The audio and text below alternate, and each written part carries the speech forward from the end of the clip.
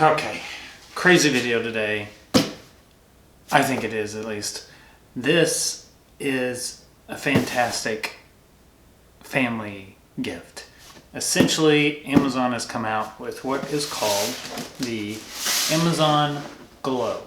So what this is a downward facing projector with Alexa and remote capabilities. So essentially what it is for your loved ones, your grandparents, etc. You have kids. The kids can play games on this little projector that shoots down at just a flat surface and play these games, while on the remote side you have a loved one playing with them as well. So it's great for long distances if you have family members or grandparents for your kids that are far away, or maybe in these situations, in these times, these crazy times we're living in, you don't get together as much anymore. You try to keep distance to keep everybody healthy. This is a great solution for that, and still getting time to play with the kids, the grandkids, etc. Let's get this unboxed.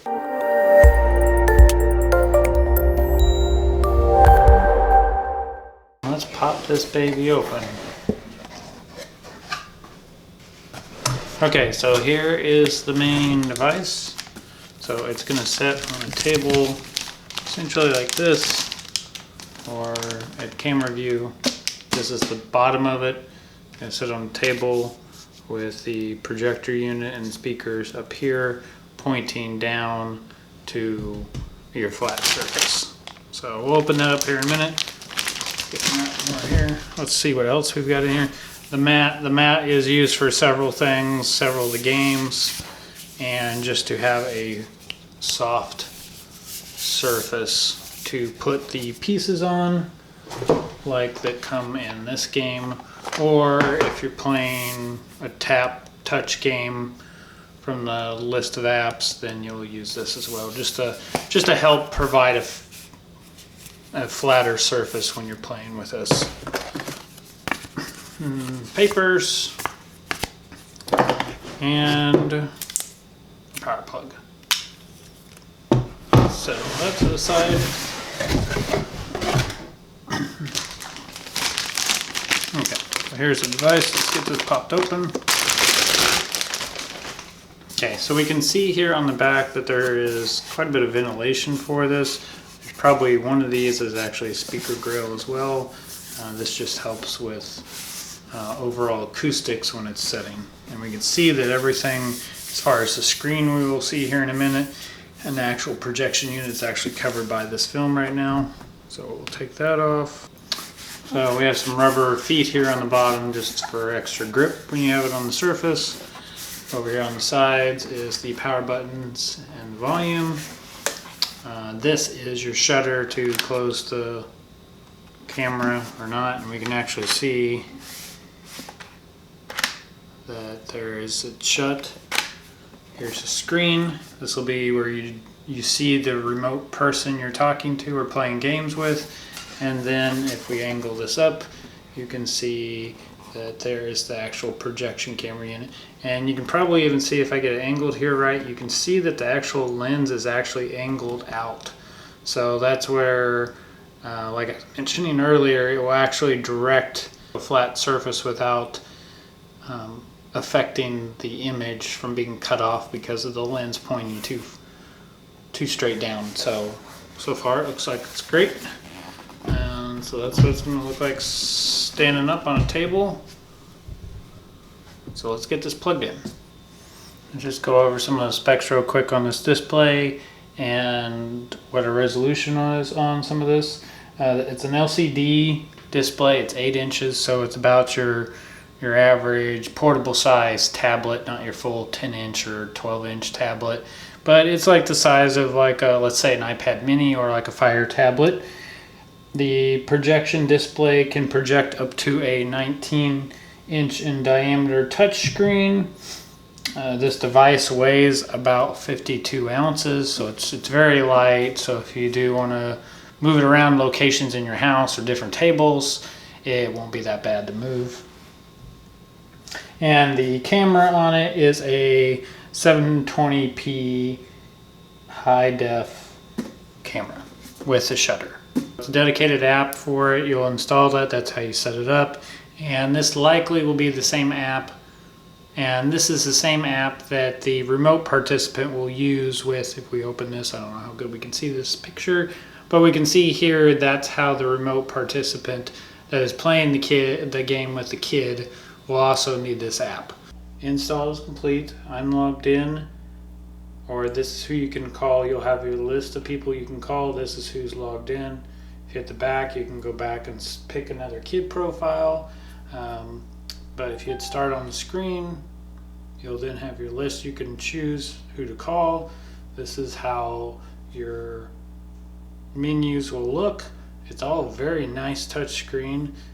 This is it's like a fairly thick, think of kind of like a thick mouse pad almost. But basically this pad is used to detect, see when I start moving it, the projector actually provides a warning that it may be moving and things may not be working right. So that's why they definitely use this pad, is to help with the touch sensitivity and to determine probably the draw points or end points of the projection area for touch input. If you're familiar with any of the kids' solutions of apps and books and games and creative apps, that's all available on here, just like the Fire tablet. You can see when I touched that, it was very responsive. This is just a drawing app, but essentially a kid could come in here and use a paintbrush and color around, or you can even import pictures into this. But you know, besides that, we've got different colors, you've got different pencils, spray paint, so you can do a bunch of stuff. You can do stickers. I thought this was kind of cool. This is actually scanning mode in this app, and you can actually scan this guy, and then after it gets done scanning, you can actually take this picture that you took of it and then use that picture in your drawing. You can resize even, there's pinch to zoom, so it works pretty good. Here you can take pictures or screenshots of what you made. This is just a basic drawing app. You'll hit back again, and then here you can be into books. Goodnight Moon book. And with, of course, the Amazon Kids account, a lot of this is part of that subscription, so books, games, etc. will be part of it.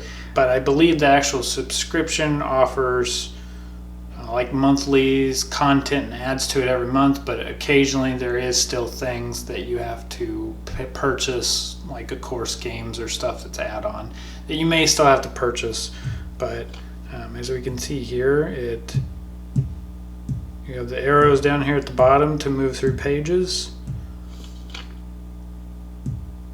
And I think like the interactive stories will actually have sounds and stuff more than just the paper flipping, but it's a nice way to even read bedtime stories. So the account you select, so if there's another kid set up, then they could choose their account, and then here would be the list of people that you can call. So I'm in here, so if the kid calls me, what's going to happen is it's essentially going to do like a internet voice over IP type call. We can see here that like a FaceTime call, I'm getting a call, and if I answer it, and so at this point, I've muted the mic now, but at this point, the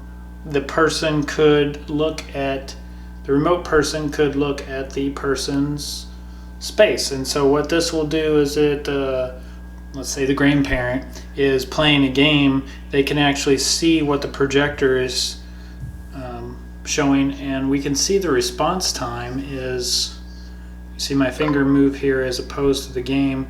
We can see the response time is pretty close to each other. Now, of course, I'm on the same network here.